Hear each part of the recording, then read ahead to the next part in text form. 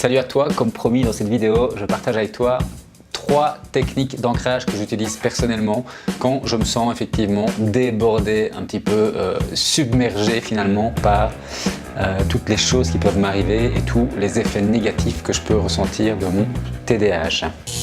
Avant d'aller sur cette partie explicative finalement des techniques que j'utilise, je voudrais vraiment qu'on prenne un moment juste pour reprendre conscience du rôle qu'on joue finalement en tant qu'homme ou de femme d'ailleurs, parce que grâce au sondage j'ai aussi remarqué qu'il y avait finalement beaucoup de femmes, plus de femmes qui suivent cette chaîne YouTube et le blog Positif et Proactif que d'hommes. Donc quel est finalement le rôle de l'être humain? Eh bien il y a un des rôles qui est fondamental, qui est d'être une antenne. Si tu veux, tu es à la fois un récepteur, donc tu reçois en permanence des informations qui viennent du monde extérieur, et d'un autre côté, tu es un émetteur, c'est-à-dire que tu émets tes propres informations qui viennent là pour le coup de ton intérieur. Donc tu es une antenne, tu es récepteur et émetteur à la fois.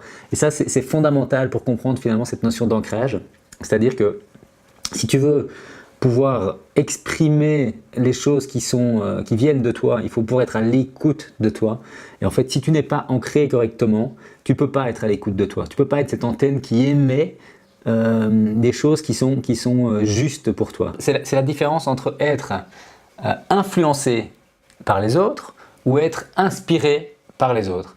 Et en fait, si tu es ancré, si tu es toi-même, si tu es à l'écoute de tes besoins, si tu te connais finalement, et si quand tu en as le besoin ou quand tu te poses une question, tu as cette capacité de t'ancrer en toi pour écouter ton ressenti par rapport à une situation, alors tu es capable d'émettre vers les autres le message finalement qui te convient. Ça, c'est je suis inspiré, c'est-à-dire que je perçois toutes les informations que je reçois avec cette antenne que je suis, et puis finalement, j'émets un autre message qui me convient par rapport à ce que je viens de recevoir. Et bien, si tu n'es pas ancré, tu ne fais que recevoir des informations et réagir de manière extérieure aux informations extérieures. Donc, ce n'est pas vraiment toi qui réagis, c'est tes pensées, c'est ton mental, c'est ton ego. Et à partir du moment où tu laisses réagir ton ego, eh bien, tu te disperses parce que tu ne réagis pas, tu n'appliques pas finalement ce qui est à l'intérieur de toi. Donc c'est ça qu'il faut vraiment bien comprendre dans cette notion d'ancrage, et c'est ce que je disais dans la vidéo que j'ai fait juste avant, où finalement, quand tu te sens submergé par tous les problèmes que tu as avec ton TDAH, eh bien parfois c'est simplement parce que tu n'es pas ancré à ce moment-là. Tu vis dans ta tête en fait, et quand tu vis dans ta tête, tu te construis un monde imaginaire qui ne fait pas partie de ta réalité du moment. Tu n'es pas ancré, tu n'es pas à l'écoute de tes besoins et tu te disperses en dépensant de l'énergie, en courant à gauche, à droite, en essayant de résoudre des problèmes que tu crées toi-même. Donc c'est très très important de pouvoir à un moment prendre conscience dans ces phases un petit peu down du TDAH où tu as l'impression que tout va mal, qu'il est nécessaire pour toi de pouvoir t'ancrer sur cette terre pour vivre la réalité que tu vis maintenant et ne pas être dans le mental tout le temps. 3 techniques d'ancrage que j'utilise personnellement, que j'ai découvert à travers finalement mon chemin de vie, des techniques qui sont simples à appliquer, des techniques que j'ai envie de partager avec toi. La première technique, elle est toute simple, elle est basée sur le biomimétisme, donc finalement c'est sur l'observation et sur la copie de la nature, de la vie à l'extérieur, et c'est simplement de pouvoir observer un arbre. En fait, l'ancrage, qu'est-ce qu'il y a de plus ancré qu'un arbre sur cette terre? Imagine un arbre centenaire, un vieux chêne par exemple. Tu vois son énorme feuillage. Eh bien, sous terre, il a exactement la même quantité, mais en racines.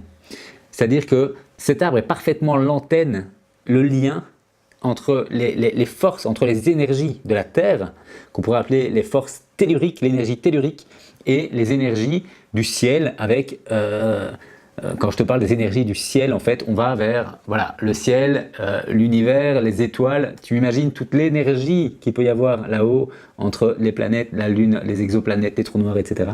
En termes énergétiques, c'est gigantesque. Eh bien, un arbre est un lien entre ces deux mondes qui sont complètement différents, le monde céleste et le monde finalement tellurique. Eh bien, en observant un arbre, en mimant un arbre, tu peux arriver à avoir un très bon exercice d'ancrage. Alors pour ça, tu as besoin d'un arbre. Tu te trouves un arbre que tu aimes bien, dans un lieu que tu aimes bien. Je veux dire, l'idéal est de trouver un endroit où tu peux finalement te ressourcer. Tu trouves cet arbre et tu vas simplement te placer en face de cet arbre et la position est toute simple. Tu mets tes jambes écartées à hauteur de tes épaules. Alors pas trop écartées et pas complètement serrées. Tu prends vraiment une position confortable pour toi. La position de stabilité idéale, elle se situe au niveau à peu près de tes épaules. Là, tu as une base de sustentation qui est stable, on va dire. Ok? Ensuite, tu vas simplement observer cet arbre et tu vas te mettre en face de lui et imaginer, visualiser finalement toutes ces racines qu'il a. Parce que tu as tout le feuillage que tu peux voir et puis il y a toutes ces racines que tu ne peux pas voir. Mais tu peux les imaginer, tu peux les visualiser. Et quand tu auras fait ce travail-là et que tu es capable de visualiser toutes les racines de l'arbre, eh bien simplement, tu vas commencer à imaginer que toi aussi, sur base de tes pieds, sous tes pieds, se développe un réseau racinaire comme ça qui grandit petit à petit, qui s'étale petit à petit, qui s'enfonce sous terre et finalement qui t'enracine toi sur cette terre. Et à quoi il sert ce réseau de racines que tu essayes d'imaginer, que tu te projettes finalement dans cette visualisation d'avoir un réseau de racines sous tes pieds? Eh bien, il va te nourrir. Il va te permettre d'aller capter de l'énergie dans la terre, dans cette énergie tellurique qui est là à disposition. Eh bien, cette énergie, tu vas pouvoir l'emmagasiner. Alors, quand tu en es là, à visualiser finalement que tu es capable de puiser de l'énergie avec ce réseau racinaire que finalement tu imagines simplement sous tes pieds, tu vas déplacer ton attention. Tu vas la déplacer de ce réseau racinaire et tu vas la remonter petit à petit dans ton corps.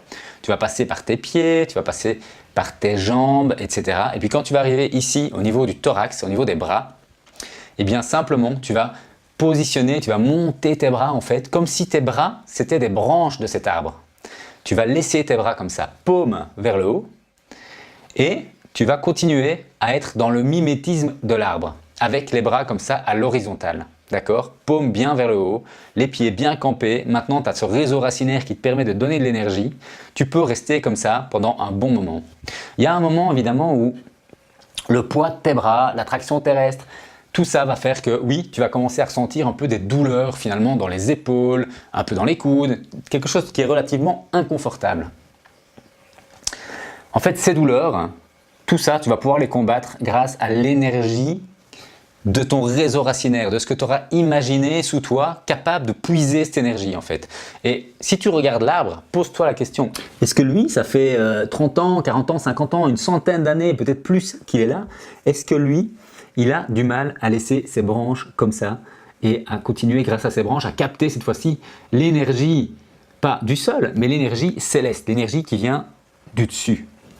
Eh bien, non, lui, il est tout à fait capable et toi, tu en es capable aussi. La douleur, à ce moment-là, elle est finalement mentale. C'est-à-dire que plus tu vas penser à cette douleur, plus tu vas penser au fait que ton bras tendu comme ça te fait mal, plus tu vas avoir mal.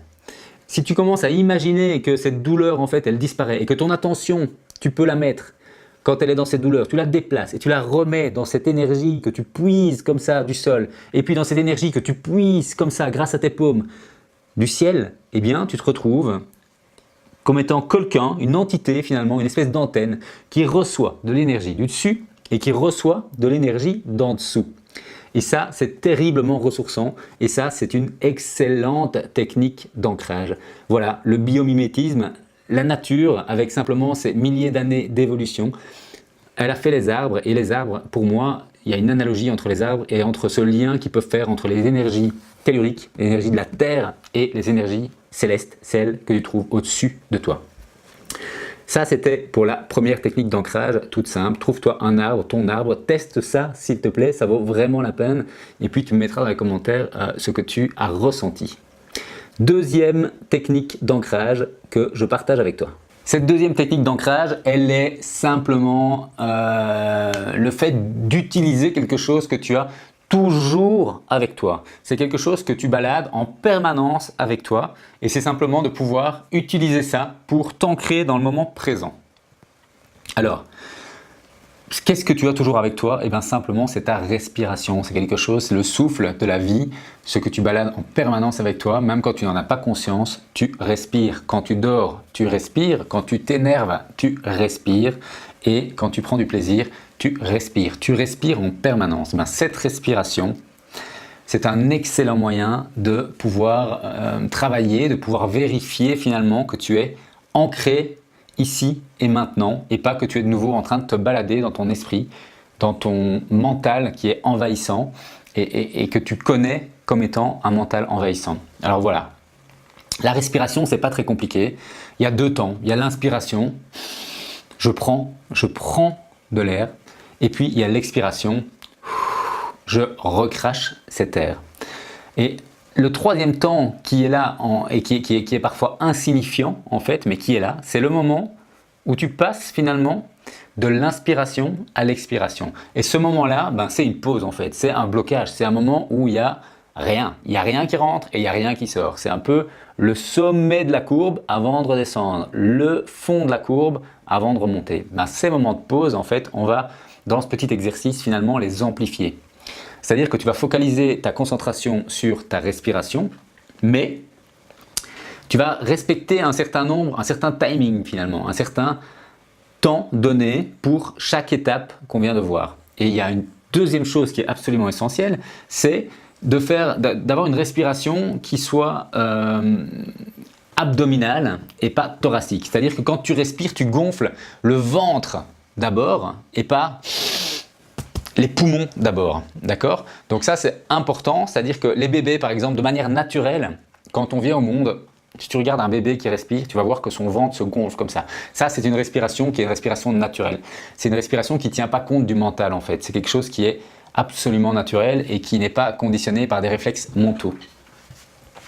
Ça fait partie de comment tu devrais respirer pour te sentir bien au quotidien. Il se fait que on a petit à petit, avec le stress, avec plein de choses, c'est multifactoriel, on ne va pas en parler maintenant, mais il se fait que beaucoup d'entre nous ont une tendance à respirer plutôt comme ça. Il peut y avoir plein de raisons à ça. L'important ici, c'est de se focaliser et de dire non, je vais respirer par le ventre.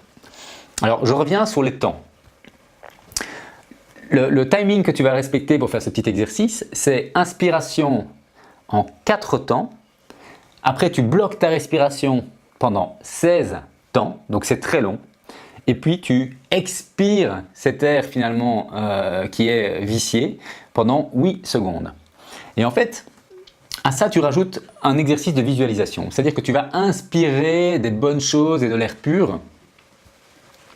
Ensuite, tu vas bloquer ça pour que cet air pur il puisse partout aller dans ton corps. C'est-à-dire il faut imaginer, il faut visualiser. Cet oxygène, elle se retrouve dans tes globules rouges qui se baladent dans ton corps, qui nourrissent tes cellules, etc. Et pendant tout ce temps où tu bloques cette respiration, finalement, ton corps bénéficie de cet air que tu viens d'inspirer. Et puis, tu expires lentement, 2 fois plus lentement que tu n'as inspiré, pour évacuer finalement toute cette toxine, tout ce que cet air est allé chercher à l'intérieur de ton corps et ça tu l'évacues maintenant à l'extérieur. Donc c'est pas très compliqué, hein. Inspiration en 4 secondes par exemple, un blocage de la respiration pendant 16 secondes et puis une expiration lente et profonde pendant 8 secondes. Avec un exercice comme ça, si tu es capable de reproduire ça 10 fois sans t'échapper de l'exercice, parce que ton mental il va vouloir partir en fait. Si tu es capable de maintenir ton attention 10 fois de suite sur cet exercice simple de respiration, eh bien, tu vas t'ancrer dans le moment présent. Tu vas t'ancrer ici et maintenant. Et en ayant cet ancrage, tu vas sortir en fait de ce mental envahissant, tu vas vivre le moment présent. Et quand tu auras fini ton exercice, le problème que tu avais juste avant, quand tu vas le reposer, tu vas le poser d'une manière complètement différente. Tu vas pouvoir l'observer d'une manière complètement différente parce que tu seras plus dans le mental et dans la projection du problème que tu auras demain, après-demain et du stress, etc. Tu vas être ici et maintenant et peut-être que ce problème même qui t'envahissait, il aura complètement disparu une fois que tu auras fait ce exercice parce que dans le temps présent, dans l'ici et maintenant, finalement, il faut bien reconnaître qu'on a beaucoup moins de problèmes qu'on s'en crée dans la tête. Troisième technique d'ancrage, alors celle-là je la tiens d'un bioénergéticien que j'ai vu une fois en consultation en Belgique. un certain Daniel Schroeder, qui donne aussi des formations en bioénergétique. Voilà, donc moi j'ai consulté cette personne et lors de cette consultation, en fait, il m'a décelé un problème d'ancrage et puis du coup, il m'a formé à cette petite technique d'ancrage qui permet, enfin moi qui m'a beaucoup aidé en fait. Alors c'est juste que parfois tu l'oublies, ton quotidien fait que voilà, tu sors de ça, tu es tellement dans le mental et l'important c'est de raccrocher le fil et de retomber un moment sur tes pattes et de dire ok, j'ai besoin de ça, je prends le temps de m'ancrer. Voilà. Donc cette technique d'ancrage de Daniel Schroeder, c'est pas très compliqué. Tu te positionnes debout. De nouveau, tu as cette position qui est une position habituelle pour tout ce qui va être respiration, relaxation debout. Ça va être les épaules, les jambes écartées pardon, à hauteur de tes épaules. Tu tiens ton dos bien droit. Et simplement, tu vas visualiser, tu vas essayer de ressentir finalement l'énergie que tu as au centre de toi, qui va se retrouver ici au niveau de ton bassin, finalement dans ton centre. Et en fait, tu vas tenter de la faire descendre par les jambes. Visuellement, simplement, mentalement, simplement en demandant que cette énergie, elle descende. Ça, c'est quelque chose qui est très important quand tu pratiques un petit peu l'énergétique, c'est que finalement, si tu souhaites ressentir des choses dans les mains, si tu souhaites ressentir des choses dans les pieds, une des premières choses à faire, c'est simplement d'émettre le souhait de ressentir, c'est-à-dire de demander en fait. Si tu ne demandes pas, tu vas ressentir moins. Conditionne en fait ton esprit, ton corps à s'ouvrir et à pouvoir ressentir. Simplement le fait de demander à ressentir les choses, de demander à faire descendre cette énergie à travers tes jambes pour qu'elle passe finalement sous tes pieds et qu'elle aille s'ancrer au sol, c'est une très bonne chose. Donc voilà, tu vas essayer simplement de faire ça mentalement. Et puis tu vas voir ce que ça donne. Tu vas essayer de décrire ce que tu ressens. Et puis si ça ne fonctionne pas bien pour toi, et bien simplement, tu vois, ton rectum, tu vas pousser un peu debout comme ça, tu vas pousser un peu comme si tu faisais un peu la grande commission. Tu vois, tu fais ça, mais sauf que tu fais debout, tu le fais consciemment. Tu ne le fais pas pour faire la grande commission ici, tu le fais simplement pour faire descendre cette énergie dans tes jambes. Et bien là, en poussant comme ça sur ton rectum, ce que tu vas sentir, c'est une espèce de lourdeur qui va se déplacer justement de ton centre vers tes jambes. Tu vas le sentir descendre cette espèce de jambe lourde comme ça. Et tu vas pousser sur ton rectum jusqu'au moment où cette lourdeur, en fait, elle va passer sous tes pieds. Et bien quand tu as réussi ça, quand tu peux décrire finalement cette sensation de lourdeur qui te traverse les jambes et qui va se mettre sous les pieds, là tu peux considérer que tu es ancré, tu as de nouveau finalement une connexion très forte avec la terre, avec ta vie sur terre, avec la réalité que tu vis aujourd'hui et pas avec tout ce qu'il y a dans ta tête, dans toutes tes idées et qui finalement ça n'est pas la réalité que tu vis mais simplement des projections de réalité future. Donc c'est très important de pouvoir revenir à l'instant présent. C'est très bien de pouvoir imaginer un monde, de trouver des solutions aux problèmes des gens, d'être très empathique, etc. C'est très très bien. Par contre, c'est très important aussi de pouvoir revenir à soi et de sentir cet ancrage qui était personnel.